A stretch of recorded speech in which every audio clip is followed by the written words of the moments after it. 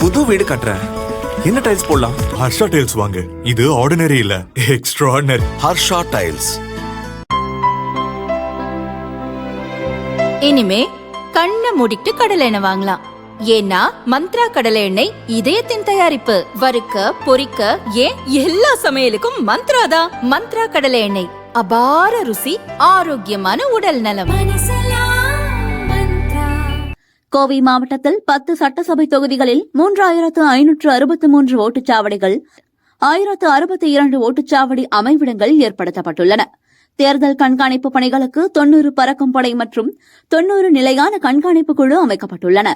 அரசியல் கட்சியினர் வேட்பாளர் செலவினங்களை கண்காணிக்க 10 வீடியோ கண்காணிப்பு குழுவும் உள்ளது. ஒரு தொகுதிக்கு 9 குழுக்கள் வீதம் 24 மணி நேரமும் சுழற்சி முறையில் கண்காணிப்பு பணிகளில் ஈடுபடுத்தப்பட உள்ளனர்.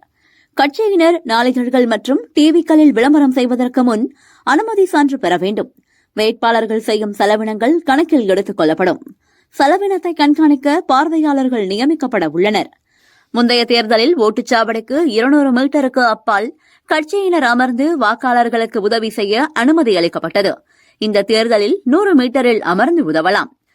இதற்கு ஆகும் செலவுகள் வேட்பாளரின் கணக்கில் சேர்க்கப்படும் என தெரிவிக்கப்பட்டுள்ளது. இதற்கு திமுக தரப்பில் கடுமையாக ஆட்சேபணம் தெரிவிக்கப்பட்டுள்ளது. ஆனால் சட்டசபை தேர்தலில் போட்டியிடுவோர் 40 லட்சம் ரூபாய்க்கு மேல் செலவிட முடியாது என தேர்தல் ஆணையம் அறிவித்துள்ளது. ஓட்டுச்சாவடிக்கு உட்பட்ட அனைத்து வாக்காளர்களுக்கும் கட்சியினர் உதவி செய்வார்கள். குறிப்பிட்ட கட்சியைச் சேர்ந்தவர்களுக்கு மட்டும் உதவுவதில்லை.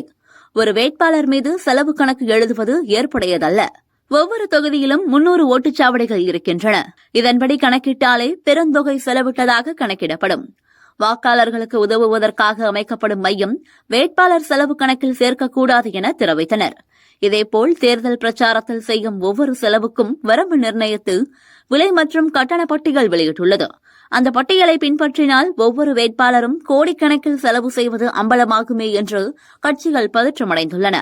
டீ, காபி, இட்லி விலைகள் ஆரம்பித்து மேடை அமைப்பது, பந்தல் போடுவது, போஸ்டர் அச்சடிப்பது, பிட் நோட்டீஸ் விநியோகிப்பது, சேர் வாடகை, mic set, taxi, van, driver சம்பளம், மண்டபத்தில் தங்க வைப்பது, தோரணம் கட்டுவது உள்ளிட்ட ஒவ்வொரு செலவுக்கும் வரம்பு நிர்ணயித்துள்ளது. அதில் ஒரு சைவ சாப்பாட்டுக்கு 350 ரூபாய் நிர்ணயம் செய்துள்ளது தேர்தல் ஆணையம். இதன்படி கணக்கு போட்டால் ஒரு வேட்பாளரின் செலவு கோடிகளை தாண்டும். மொத்தமாக உணவு ஆர்டர் செய்து தொண்டர்களுக்கு கொடுக்கும்போது செலவு குறைவாக இருக்கும். தேர்தல் ஆணையம் பட்டியலில் எல்லாமே அதிகமாக இருக்கிறது. இது நடைமுறைக்கு பொருந்தாது என அரசியல் கட்சியினர் எதிர்ப்பு தெரிவித்துள்ளனர். இதுகுறித்து தேர்தல் ஆணையத்திடம் முறையிடப் போவதாக தெரிவித்தனர்.